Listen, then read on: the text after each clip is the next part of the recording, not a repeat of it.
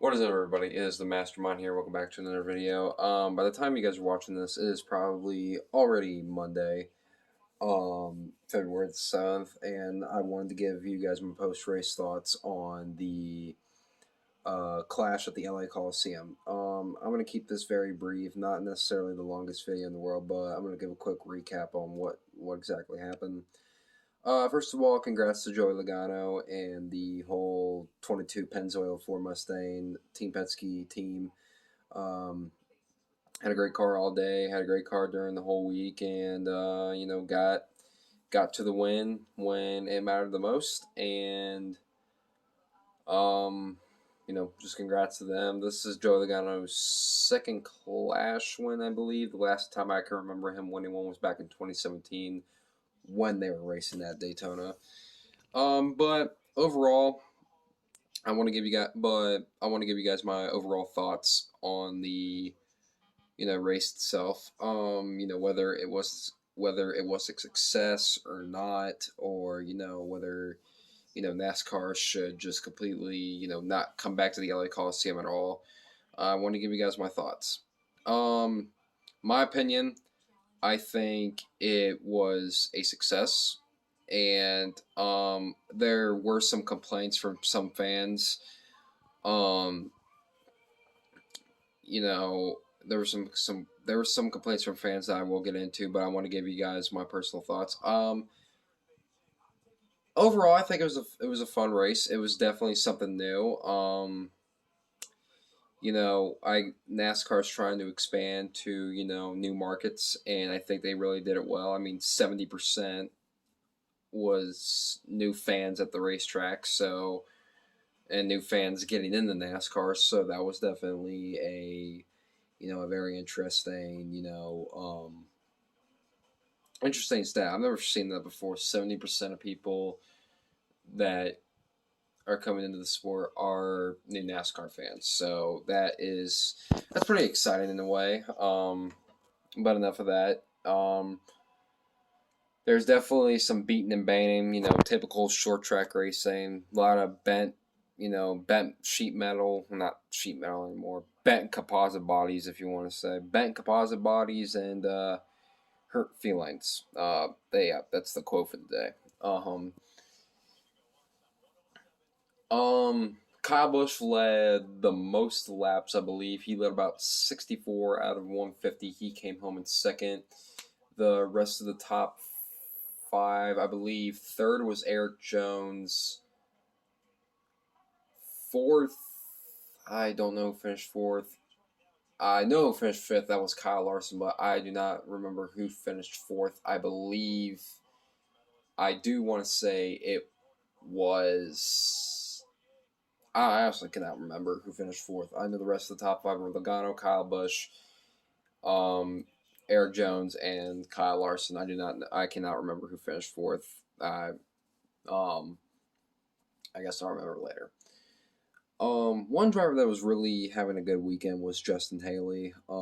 He had a really fast car. Him and the team at Colleague Racing, both him and AJ Allmendinger had good cars for the whole weekend, but unfortunately, with about maybe like over 20 laps to go, he made contact with Kyle Larson, sending him into the inside wall, which is made out of concrete. And when I looked at the damage, when I looked at the hit, I thought it just scraped the car a little bit. I didn't really think it was much damage, but then it's concrete slabs and there's going to be damage.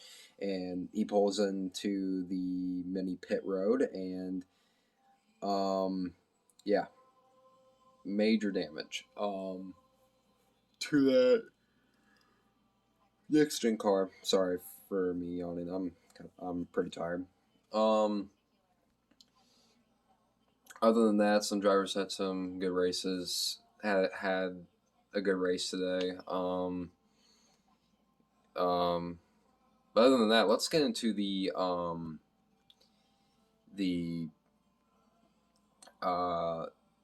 fans' reactions, because the fans, they have the upper hand in some scenarios. And one of the biggest complaints that I got out of this race was the fact that the race was claimed to be too short. And although, yes, this race did fly by pretty fast, um, I can definitely, I don't necessarily, I agree with the whole thing, but at the same time, you got to look at the reasons for it. Reason one, you're driving on a quarter-mile track. This is like Bowman Gray Stadium style. This is Bowman Gray Stadium length. Once you're flying by at, fast speeds, the laps are going to go down quick. It's a very, very short track. It's very small. It's a very small racetrack.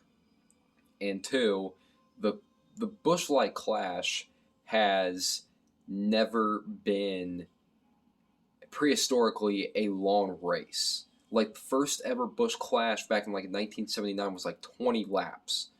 And that wasn't around a short track. That was around the Daytona International Speedway that we know today. The 2.5-mile asphalt oval. The super speedway that we know today.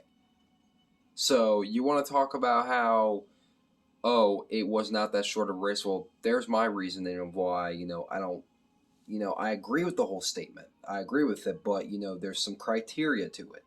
There's some reasoning behind it. So, you know, say something and then have your facts to back it up. That's all I got to say. And, this is a new series that I'm doing where I review the races. And it's not a points race, but, it is a really historic moment in NASCAR, so I had to give a review on it. So, for my final review on the 2022 Busch Clash, on a scale from 1 to 10, I give it an 8 out of 10.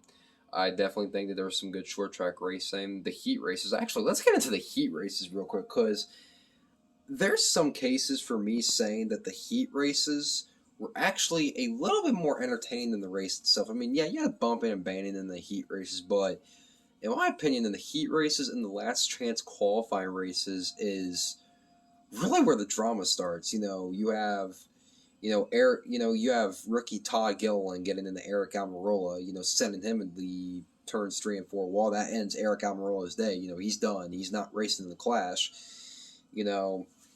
Rookie mistake, but at the same time, Eric should have, held his line better. But, that's something that, Eric should have done better, But Todd Gilliland, he shouldn't have been in that area anyways. But, that's a story for another time.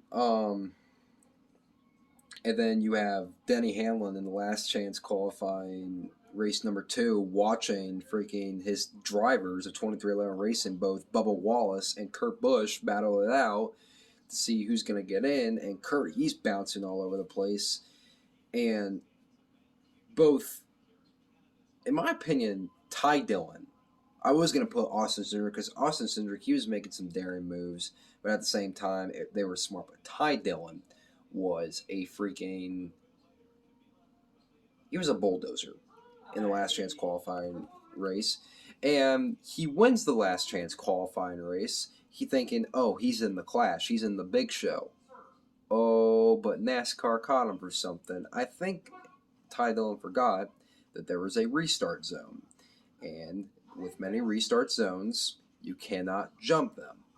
And Ty Dillon did. And he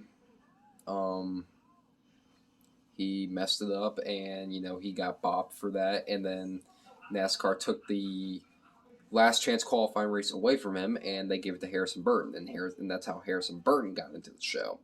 So sucks to suck, Ty Dillon. That's all I gotta say. But overall, I give this race an 8 out of 10. I do think that it was a major success. Hopefully NASCAR does this again next year for 2023. And who knows, maybe someday this track can even have its own Cup date. We are really branching out into things, and I think NASCAR is doing a fantastic job of that. And we are gonna pack up our stuff, head back home, and get our cars ready for Daytona. So yeah, that's how I feel about today's Race of the Clash. Thank you guys so much for watching. I'll see you guys in the next video. Peace out.